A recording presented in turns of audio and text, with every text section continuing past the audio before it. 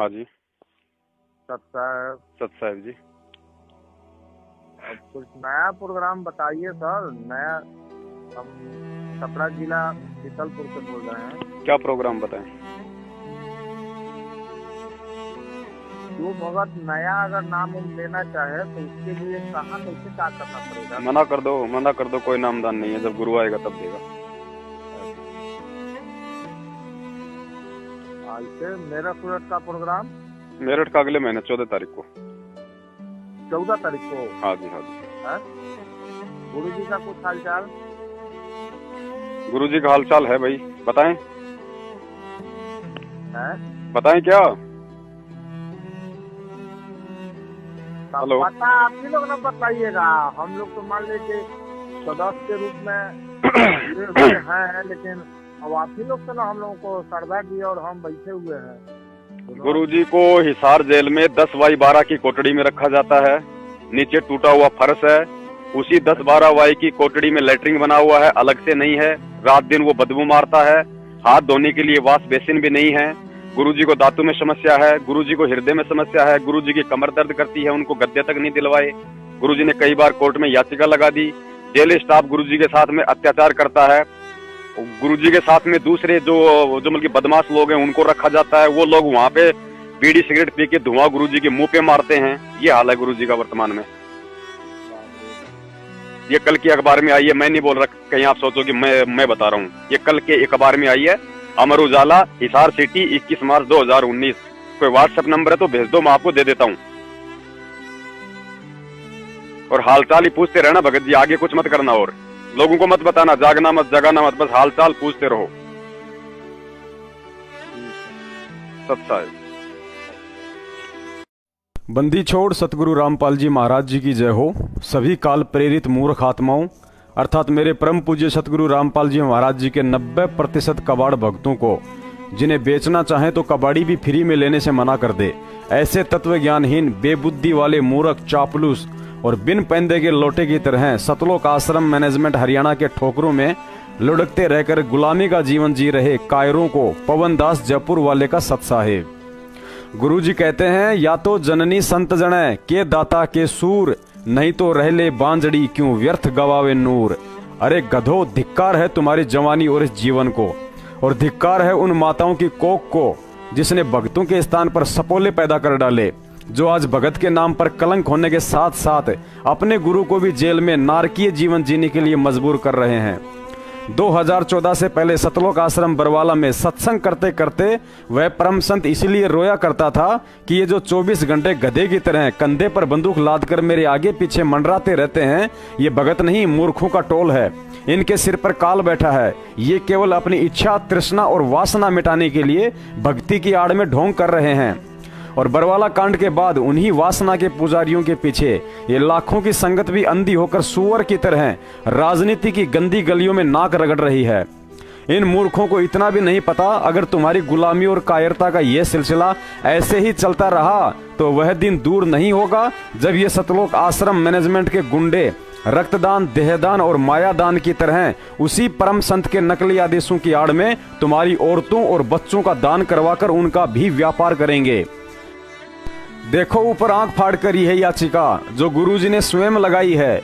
उन्होंने कहा है कि मुझे 10/12 की कोठड़ी में रखा जाता है। उसी कमरे में लैट्रिन घर बना हुआ है। सफाई नहीं होने के कारण बदबू मारता है। हाथ धोने के लिए वॉश बेसिन तक नहीं है, अर्थात उसी लैट्रिन वाले पानी से हाथ धोना पड़ता है। जेल कर्मचारी मुझे प्रताड़ित करते हैं। दांत और कमर में दर्द है। आराम करने के लिए एक गद्दा तक नहीं दिया जा रहा है। अरे अंधे गधो, कहाँ जा रहा है तुम मूर्खों के पाठ और ज्योति का लाखों रुपया? तुम्हारे उन लाखों रुपयों से ये भगोड़े रंगरेलियां मनाते हैं। रंगरेलियां समझते हो ना? रंडीबाजी को कहते हैं रंगरेलियां। ये देखो, राजस्थान के स्टेट कोऑर्डिनेटर का चमचा, गंगानगर का कोऑर्डिनेटर भूरा राम, उसी के साथ बैठकर 5 स्टार होटल में खाना खा रहा है। सुंदर सुंदर लड़कियां इन्हें खाना परोस रही हैं, और अगर रात को उसी होटल में सोए होंगे तो उन्हें क्या क्या परोसा गया होगा, दास की सोच और बुद्धि से बाहर की बात है। यकीन नहीं है तो सच बनाम झूठ पुस्तक के लेखक व सतलोक आश्रम मैनेजमेंट के सारनामी बसंत सैनी रोहतक वाले को पूछ लो कि 2009 में सतलोक आश्रम बरवाड़ा में भक्तों ने उसे कहां से नंगा उठाया था और क्यों उसे मार मार कर अधमरा कर दिया था। आजकल भिवानी आश्रम से किसी ओम प्रकाश बुक्कल की तरफ से एक संदेश भेजा जा रहा है कि हमारी 3 बहनें शेरनियों की तरह हैं। सरासर अन्याय पुस्तक लेकर संत रामपाल जी महाराज को उम्र कैद की सजा सुनाने वाले जज देशराज चालिया की कोर्ट में जाकर उसे लताड़ा और कहा कि इस पुस्तक को 1.5 करोड़ भक्तों ने अपने आंसुओं से लिखा है। धन्य है ऐसी वीरांगनाएं। अरे मंदबुद्धि प्राणी, वे 3 बहनें शेरनियां नहीं बल्कि भ्रमित बकरियां हैं। पहली बात तो जब संत रामपाल जी महाराज जी की कुल संगत ही 15 लाख से ऊपर नहीं है तो फिर 1.5 करोड़ की बार बार क्यों झूठ बोलते हो। और पुस्तकों को 1.5 करोड़ भक्तों ने नहीं बल्कि सतलोक आश्रम मैनेजमेंट के किसी ढेड इंसान ने लिखा है। दूसरी बात, जब गुरुजी को उम्र कैद की सजा हुई तो तुम्ही गद्दारों ने संगत में एक 2 पेज का पत्र जारी करके कहा था कि यह पत्र गुरुजी ने भेजा है और कहा है कि जो हुआ अच्छा हुआ। इस जज की बुद्धि जानबूझकर परमात्मा ने बदली है। अरे अंधे गधो, जब उस बेचारे जज देशराज चालिया की बुद्धि जानबूझकर परमात्मा ने बदलकर गुरुजी को उम्र कैद करवाई है तो फिर इन 3 बकरियों को हाथ में झूठी और मिलावटी पुस्तकें देकर किस लिए कोर्ट में भेजा था। और अगर तुम सही होते और ये तुम्हारी पुस्तकें सही होती तो इस पर मुद्रक का नाम लिखते, लेकिन चोरों की तरह मुद्रक की जगह लिख दिया कि सभी भक्तों ने अपने अपने प्रिंटर से निकाली है ताकि कल को कोई आफत आ गई तो वही बेचारी भोली संगत मरे, तुम नहीं। और अगर संगत में ये 3 बहनें ही शेरनियां हैं तो क्या इशार तारीखों पर जाने वाले सब के सब गधे और गीदड़ हैं। मूर्ख संगत नहीं समझेगी, लेकिन ये दास तुम्हारी सारी घटिया राजनीति को अच्छे से समझता है। गुरुजी ने अपनी जेल बदलवाने के लिए सरकारी वकील के माध्यम से हाई कोर्ट में याचिका लगा रखी थी और इन भ्रमित बकरियों के माध्यम से इस तरह की घटिया हरकतें करवाकर तुम गद्दारों ने उस याचिका को परसों 21 मार्च 2019 को आखिर खारिज करवा ही डाला। ये तो अच्छा है जो भारत देश में संतों के लिए फांसी का प्रावधान नहीं है, वरना तुम्हारी घटिया हरकतें तो ऐसी हैं, अगर आज उस संत की जगह कोई सामान्य नागरिक होता तो कब की उन्हें फांसी लग चुकी होती। धन्य है निरंजन तेरा माया जाल। ऐसा लगता है तूने इस तत्वज्ञानी संगत को जीते जी गधा बना डाला है। हेलो। हेलो। हाँ जी। पवन दास जी बात करें जी? हाँ जी, हाँ जी।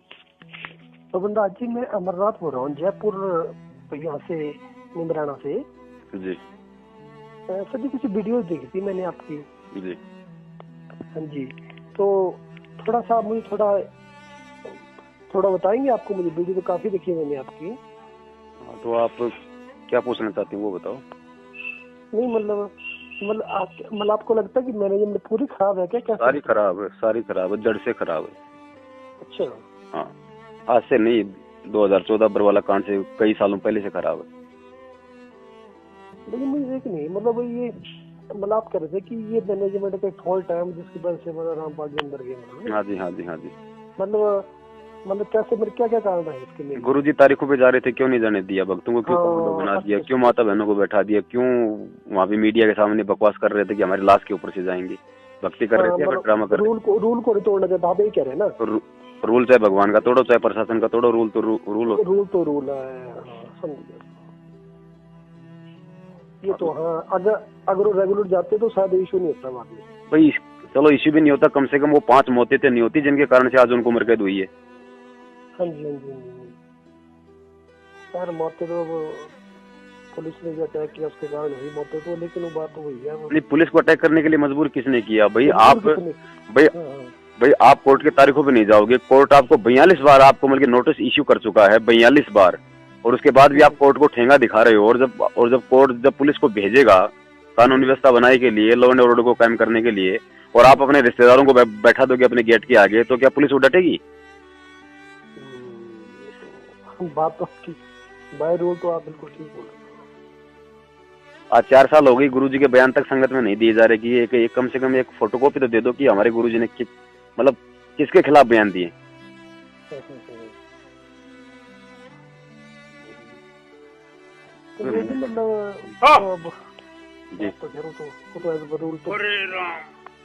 रूल तो ठीक ही बोल रहे हैं आप।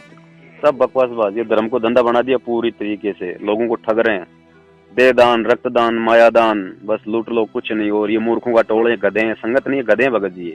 ये तत्वज्ञानी संत के दुनिया के सबसे मूर्ख शिष्य हैं।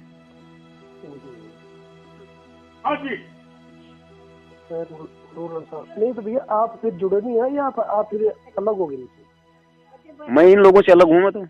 मैं तो परमात्मा से जुड़ा हूँ। आश्रम जाते नहीं आप? कहाँ पे? सतलोक आश्रम जो है इनका। कहाँ पे सतलोक आश्रम? कहाँ? वो तो बंद पड़ा है, उसमें कौन जाएगा? और जिस आश्रम में हमारा गुरु नहीं, हमारे लिए मिट्टी, हमारे लिए क्या मतलब उस आश्रम का?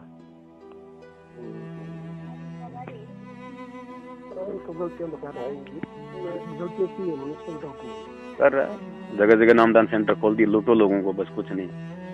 पाठ करवा दो, ज्योति करवा दो, लूट लो, बस। और क्या?